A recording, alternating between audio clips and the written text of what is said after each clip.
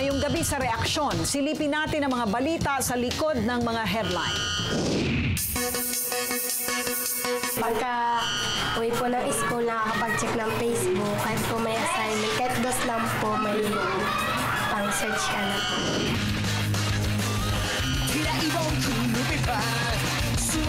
Sobrang bilib kami sa kanila kasi para aralin nila yung gawan nila ng sariling version. For me, the worst consequence of poverty is not hunger, is not thirst, it is ignorance. Ang mga Pinoy, napakahilig sa tingi o yung pakonti-konting pagbili ng mga produkto. Mula sa binibiling shampoo o mantika sa katabing tindahan hanggang sa mga gulay at prutas sa palengke.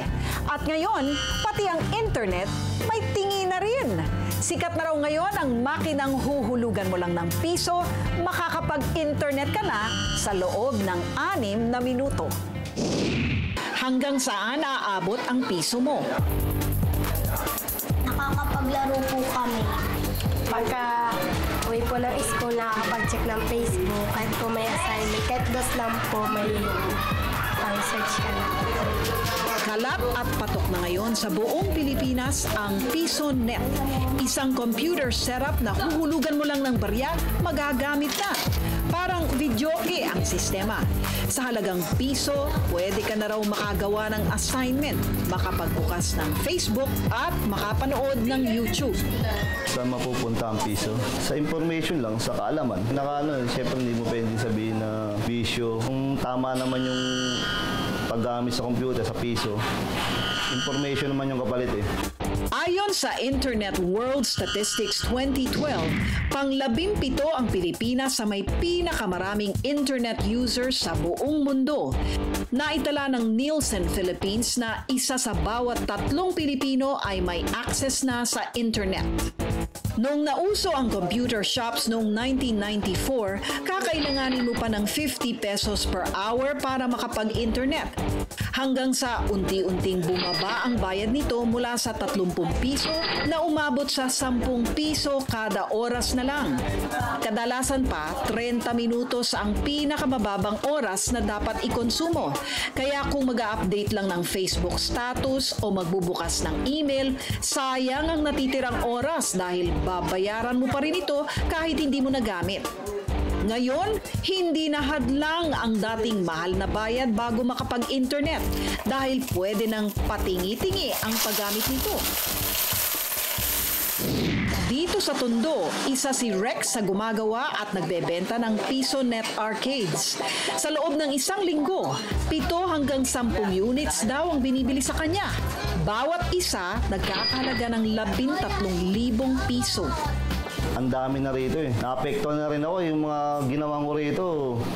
Sila na rin kakompetensya ko eh. Kaya ginawa ko, pinuwesto ko na sa iba. Para kahit paano, dun kikita pa. Kasi dito, medyo dikit-dikit kami. Ang PisoNet Arcade niya, gawa sa second-hand computer at coin box. Tumingin kami sa round. Doon namin nakita, meron talaga. Kunyari, parang time na. Hindi na magagamit yung controller. Ang may-ari naman ng 11 units ng PisoNet na si Bert nakapagpundar na ng gamit sa bahay dahil sa 20,000 pisong kita bawat buwan sa PisoNet. Hindi na kami yung computer shop na narito sa paligid. So, ang pinakamababang kalaban namin is 10 pesos. So, tinapatan ko lang din siya ng 10 pesos. Pero, ang pinagkaiba is piso-piso sa amin. Kumbaga yung hatak, iba yung dito sa computer shop namin, dito sa every piso counts. Kaysa doon sa mga ordinary na inorasan ng every hour lang natin 10 pesos or 12, 15. Mga batang mahilig maglaro at magbasa sa computer ang kadalasang suki ni Bert. Ihuhulog lang ang piso sa coin box at aandar na ang timer hanggang 6 na minuto. Pag ubos na ang oras, automatic na mamamatay na ang monitor at speaker. Dahilan kung bakit kahit iwanan, walang tsansang makupitan. Wala pang hihirit ng manong, saglit lang. Kahit maliit na bata, papasok na lang, uupo, maghulog ng piso. Kahit 3 piso, makakapag-YouTube, manonood ng cartoons, okay na sila eh. Sa 6 na minutong pagbabantay namin sa mga batang nasa PisoNet Shop, napakinggan na ni Vanessa ang paborito niyang kanta sa YouTube. Nakapag-update na ng Facebook status si John. At na-research na ni Valerie kung sino nga ba ang bayani ng Pilipinas. Matipid at malaking tulong ang PisoNet para sa mga taong walang sariling computer at internet sa bahay.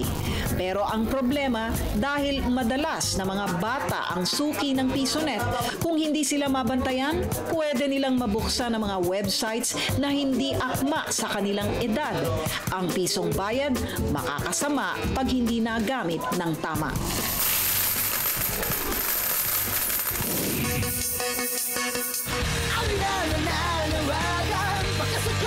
Nakakatuwa kasi mga Hapon sila eh. Pero okay, ang galing. Sobrang galing.